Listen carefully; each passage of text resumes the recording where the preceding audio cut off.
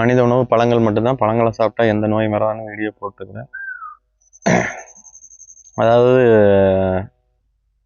எந்த பழத்தை சாப்பிட்டாலும் வெறும் வயிற்றுல சாப்பாட்டுக்கு முன்னாடி, அதாவது இப்போ வந்து உணவு சாப்பிட்ருக்குறோம், யாருமே வந்து முழுசாக செயற்கை உணவு விட்டுட்டு பழங்களுக்கு போக முடியாது. பழங்கள் சாப்பிடணும்னு நினைக்கிறவங்க வந்து உணவுக்கு முன்னாடி பழங்கள் சாப்பிட்டு தேவைப்படுற அளவுக்கு உணவு சாப்பிட்டுக்கலாம். வெறும் வயிற்றுல பார்த்தீங்கன்னா ஆப்பிள் சாப்பிட்லாம், கொய்யாப்பழம் சாப்பிட்லாம், மாதுளம்பழம் அந்த மாதிரி சாப்பிட்லாம். அதுக்கப்புறம் புளிப்பான பழங்கள், திராட்சை அந்த மாதிரி ஏதாவது புளிப்பான சாத்துக்குடி அந்த மாதிரி சாப்பிட்லாம். ஆனால் எந்த பழங்களை உண்டாலும் வந்து நல்லா மென்று உட்கொள்ளணும்.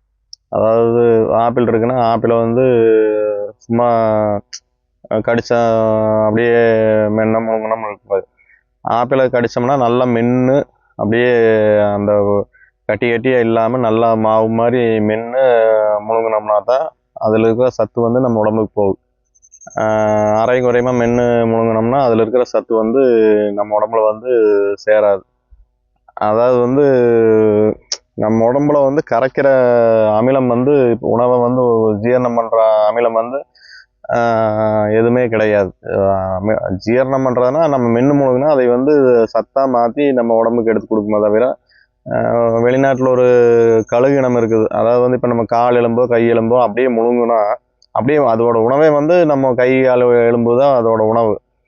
அது வந்து அதை வந்து முழுசாக முழுங்குது.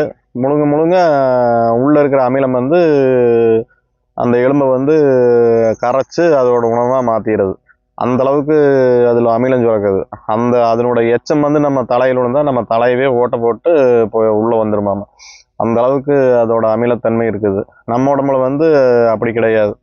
நம்ம உடம்புல வந்து அமிலம் எதுவும் சுரக்காது. நம்ம நல்லா மென்று முழுங்கினா ஜீரணமாகி அது வந்து சத்தாக உடம்புக்கு மாறும். அதில் இருக்கிற சத்தை பூரா உடம்புக்கு எடுத்துக்கு. இப்போ ஆடு மாடெல்லாம் பார்த்தீங்கன்னா உணவு உண்டதுக்கு பிள்ளை மேய்ஞ்சிட்டு வருதுன்னா அதுக்கப்புறம் வந்து அசை போட்டு படுத்துருக்கு, மென்னுட்டுருக்கு. அதுக்கப்புறம் அது வந்து நல்லா மென்று அப்புறம் முழுங்க. அப்போ வந்து அதில் இருக்கிற சத்துக்கள் அப்படியே வந்து அதோட உடம்புக்கு எடுத்துக்கு. அதனால் வந்து எந்த கெட்டியான பொருளை மாதுளையாக இருந்தாலும் சரி, ஆப்பிள் இந்த மாதிரி கொய்யாப்பழம் கொய்யா அந்த மாதிரி எதுவாக இருந்தாலும் நல்லா மென்று முழுங்கினா மட்டும்தான் அதில் இருக்கிற சத்துக்கள் வந்து நம்ம உடம்புக்கு எடுத்து நம்மளை நோய் இல்லாமல் வச்சுருக்கு. நல்ல பசி இருக்கிற நேரத்தில் பழங்களை வந்து சாப்பிடணும். எந்த பழங்கள் சாப்பிட்லான் இருக்குது அந்த பழங்களை வந்து நல்லா பசி இருக்கிற நேரத்துக்கு உள்ளே கொடுத்தோம்னா அது வந்து உடனே சத்தாக மாறும். எதையுமே பசி இல்லாத நேரத்துக்கு சாப்பிட்லான்னு தோணாத நேரத்துக்கு வந்து எந்த பழத்தையுமே சாப்பிடக்கூடாது. அப்படி சாப்பிடாம இருக்க வரைக்கும் நல்லது. அது வந்து அதனால் ஒரு பிரயோஜனம் இல்லை. சாப்பிட்லான்னு இருந்து சாப்பிடும்போது தான் 100% அது வந்து சத்தாக மாறும் உடம்புக்கு. அப்போ வந்து நோய்களை கம்மி பண்ணும். அப்புறம் பார்த்தீங்கன்னா பழங்க அதிகமாக உட்கொள்ள அதாவது வந்து செயற்கை உணவை கம்மி பண்ணிட்டு பழங்கள் நிறைய உட்கொள்ளும் போது வந்து நம்ம உடம்பு வந்து இயற்கை குணத்துக்கு மாறும். அதாவது வந்து ஆதி காலத்தில் எப்படி இருந்தோமோ, நம்ம மனிதனை தோன்றப்போ எப்படி இருந்தோமோ, இப்போ மற்ற விலங்குகளாட்ட துணி இல்லாமல் அந்த மாதிரி இருந்தோம். இந்த செயற்கை உணவுக்கு மாறினதுக்கப்புறம் தான் துணி போடணும்னு உணர்வு வந்தது. அது வந்து அதுக்கப்புறம் ஆடை உடுத்துறதுக்கு ஆரம்பித்தோம்.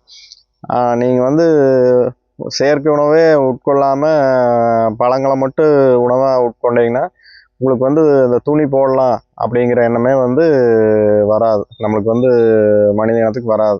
இந்த செயற்கை உணவு உள்ளே போகிறதுனால தான் வந்து அந்த எண்ணம் தோணுது. அதை வந்து பழங்களை மட்டும் உள்ளே போகும்போது கொஞ்சம் கொஞ்சமாக அது கம்மியாயிடும். மற்ற விலங்குகளை போல் நம்மளும் வந்து சராசரி விலங்குகள் தான் பூமியில் இருக்கலாம். எந்த நோயும் வராது. சரி, அடுத்த வீடியோவில் பார்ப்போம்.